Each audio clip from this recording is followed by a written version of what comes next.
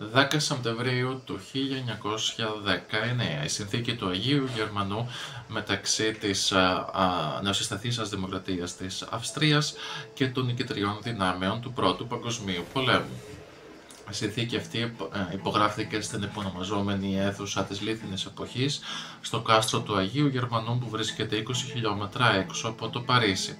Τα συμβαλόμενα μέρη αυτής της συνθήκης ήταν αφενός η Δημοκρατία της Αυστρίας, δηλαδή το διάδοχο κράτος της πρώην Αυτοκρατορίας της Αυστρο-Ουγγαρίας, και από την άλλη πλευρά ήταν οι Ηνωμένες Πολιτείες, η Μεγάλη Βρετανία, η Γαλλία, η Ιταλία και η Ιαπωνία, που αποκαλούνταν προέχουσες δυνάμεις των νικητριών δυνάμεων, καθώς και άλλα 18 κράτη που αποκαλούνταν σύμμαχοι και συνασπισμένες δυνάμεις. Πριν από ένα χρόνο, στο στρατιωτικό πλαίσιο του Πρώτου Παγκοσμίου Πολέμου, η κατάρρευση του Αυστρο-Ουγγρικού στρατού επιληθεί στις αρχές του Νοεμβρίου του 1918 μετά από τη μάχη στο Βιτόριο Βένετο. Αυτή η μάχη, που ήταν ίστατη μεταξύ της Ιταλίας και της Αυστρο-Ουγγαρίας, έλαβε χώρα στην περιοχή Βιτόριο της Ιταλικής επαρχίας του Τρεβίζο, στην περιφέρεια του Βένετο, στην βορειοανατολική Ιταλία. Τα αντιμαχόμενα στρατόπεδα ήταν αφενός της Αυστρο-Ουγγαρίας και αφετέρου της Ιταλίας, της Μεγάλης Βρετανίας, της Γαλλίας και των Ηνωμένων Πολιτειών.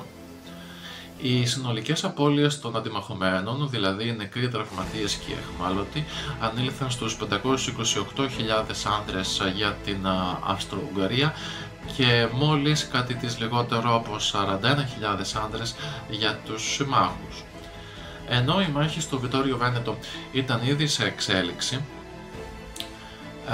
μια μάχη που διήρκησε 11 ημέρες, τη δεύτερη μόλις ημέρα από το ξέσπασμά της, ξέσπασε επανάσταση στην Ουγγαρία.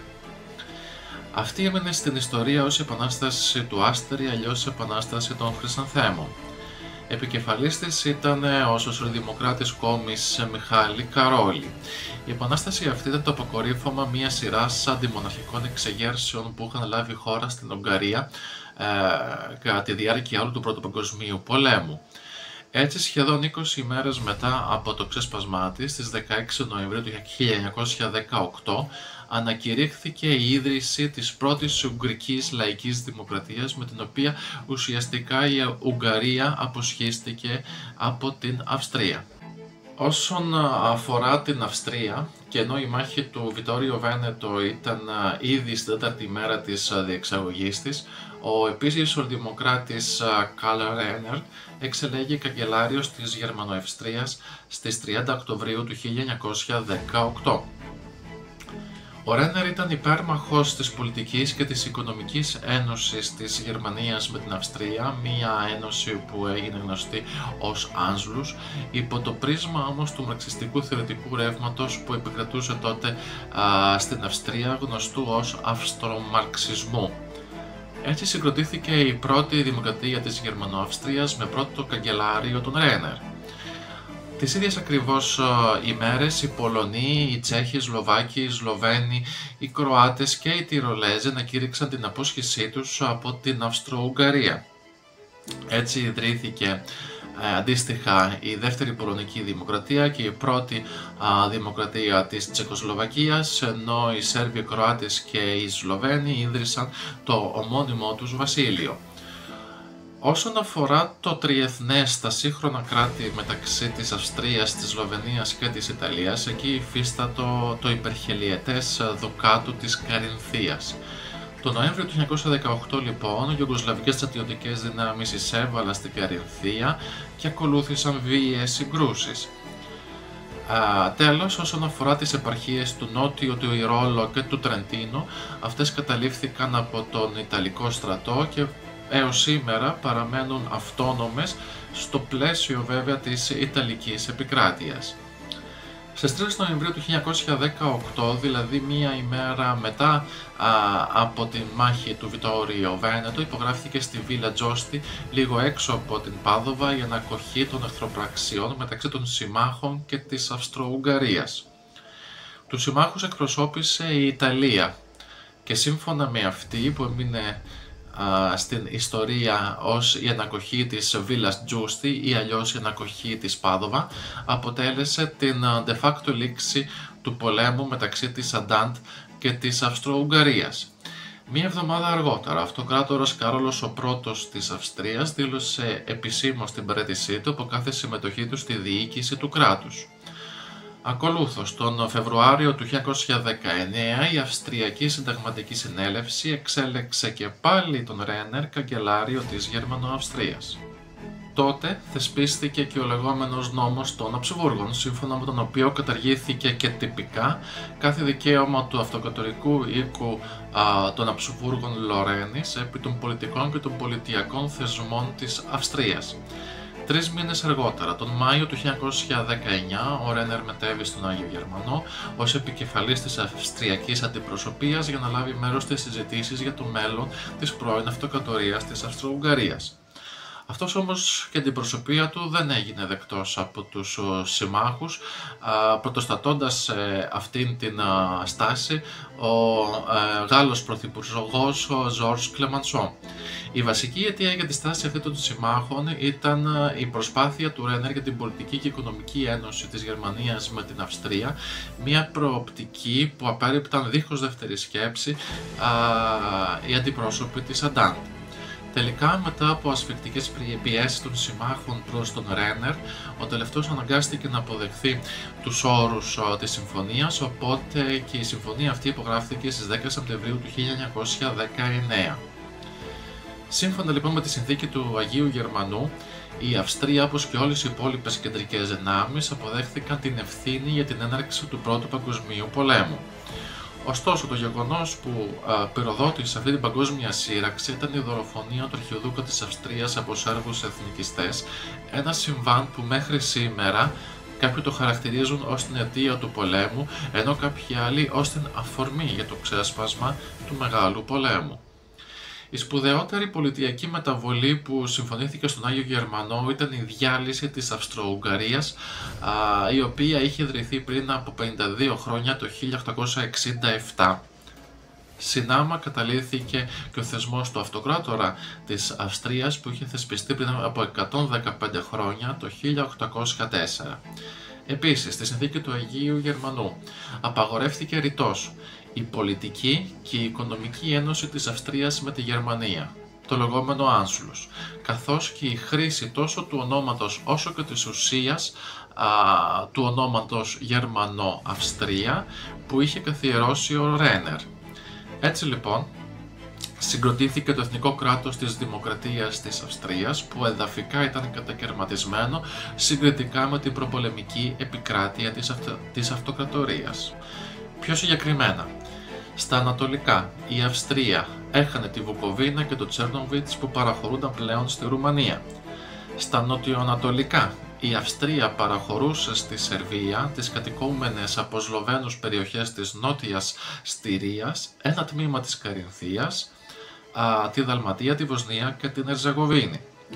Κατά αυτόν τον τρόπο λοιπόν αναγνωρίστηκε η ανεξαρτησία όλων των κρατών που είχαν ιδρυθεί τον περασμένο Νοέμβριο, τον Νοέμβριο του 1918, είτε η Πολωνία, η Τσεχοσλοβακία, το Βασίλειο της Ουγγαρίας και το Βασίλειο των Σέρβων, των Κροατών και των Σλοβαίνων.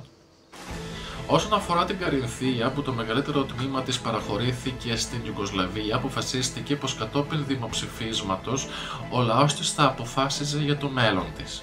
Πράγματι, σε σχετικό δημοψήφισμα που ακολούθησε, αποφασίστηκε η παραπάνω περιοχή να επανέλθει στην Αυστριακή επικράτεια, αλλά παρανόμως η Ιουγκοσλαβική κυβέρνηση δεν το επέτρεψε. Σχετικά με τη μοναδική υπερπόντια κτήση της πρώην αυτοκρατορίας της Αυστρο-Ουγγαρίας, η επαρχία Τιαντζίν στη Βόρεια Κίνα που βρέχεται από τη θάλασσα Μποχάι παραχωρήθηκε στην Κίνα.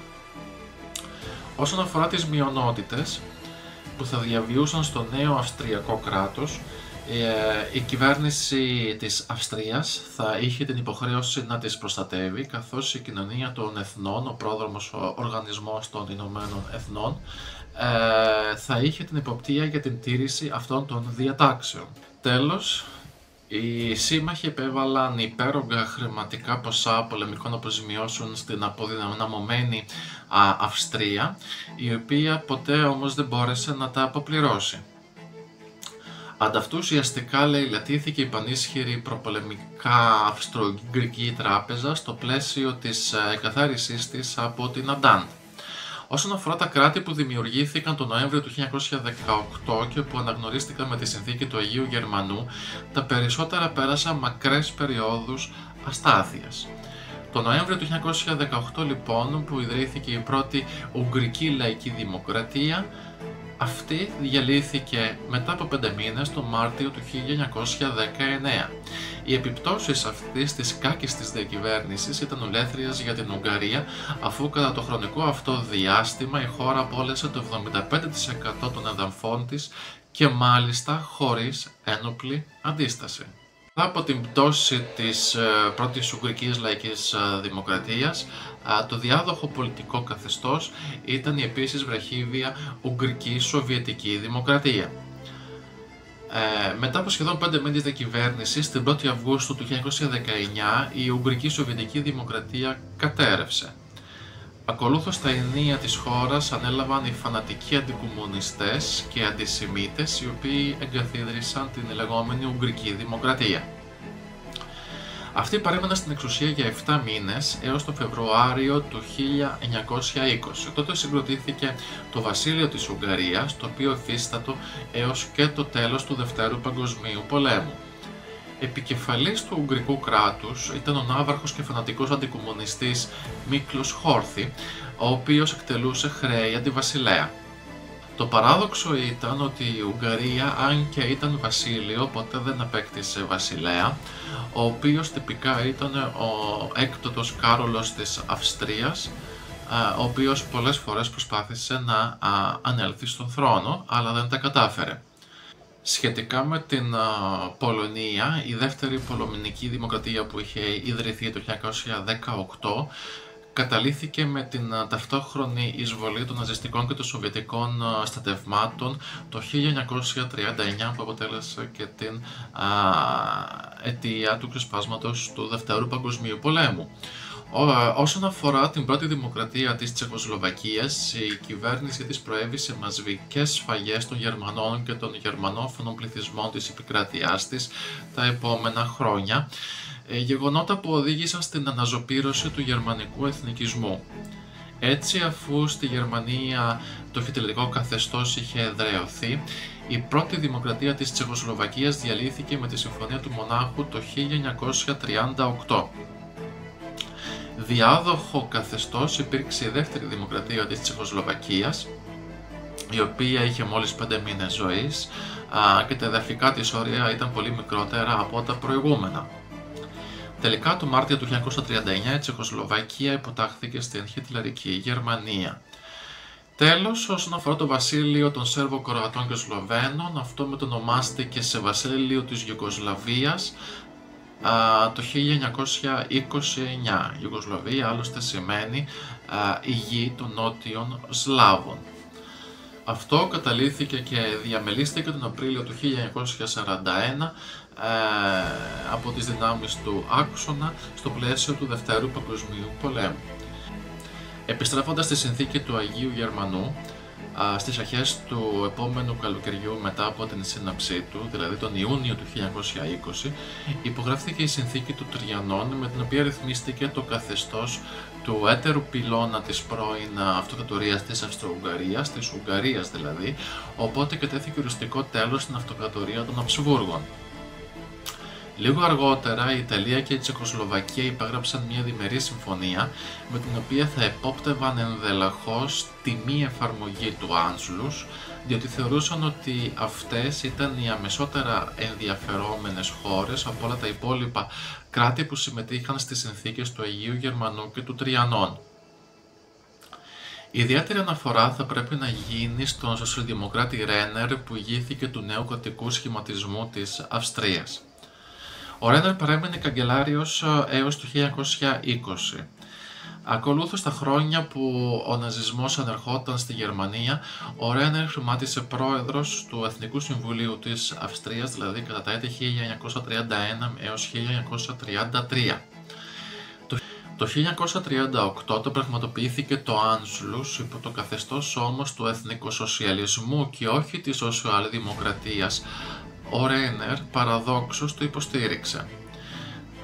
Συνάμα ζήτησε από τη χιτλερική Γερμανία να τον αξιοποιήσει, κάτι όμως που το Βερολίνο δεν αποδέχτηκε.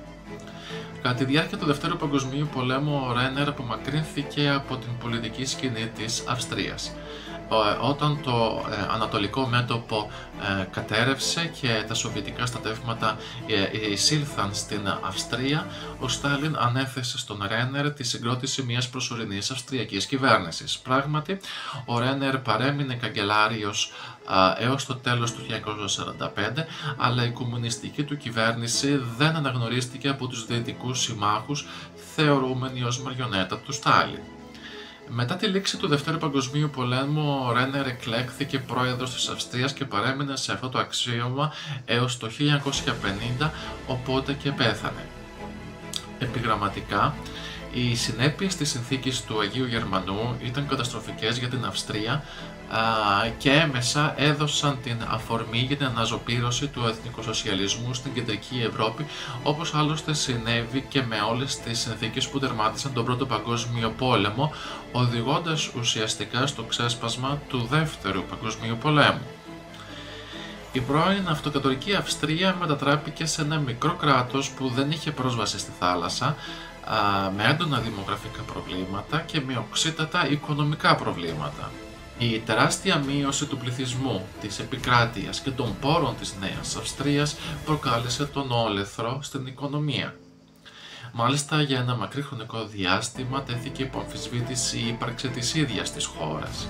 Αξίζει να σημειωθεί ότι η συνθήκη του Αγίου Γερμανού δεν επικυρώθηκε από τη Γερουσία των Ηνωμένων Πολιτειών, επειδή αυτή δεν διαδραμάτισε συμβουλευτικό ρόλο κατά τη διάρκεια των συζητήσεων πρώτης υπογραφής της εν λόγω συμφωνίας. Φυσικά αυτή ήταν η αφορμή για τους Αμερικανούς, οι οποίοι διέβλεπαν πως οι όροι της συνθήκης του Αγίου Γερμανού, όπως και οι περισσότεροι των συνθήκων που ακολούθησαν, ήταν υπερβολικοί, ανεφάρμοστοι και μάλλον δημιουργούσαν περισσότερα προβλήματα από όσα έλυναν. Το αποτέλεσμα ήταν το Νοέμβριο του 1921 να υπογραφεί μια ξεχωριστή Αμερικανοαυστριακή συνθήκη, η οποία συμπληρώθηκε 3 χρόνια αργότερα, το 1924.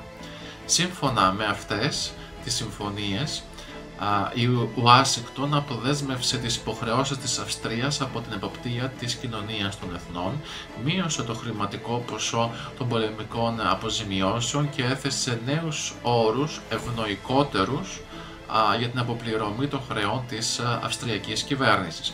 Ουσιαστικά λοιπόν με αυτόν τον τρόπο οι Ηνωμένες Πολιτείες άρχισαν να προσεγγίζουν οικονομικά και διπλωματικά την Αυστρία.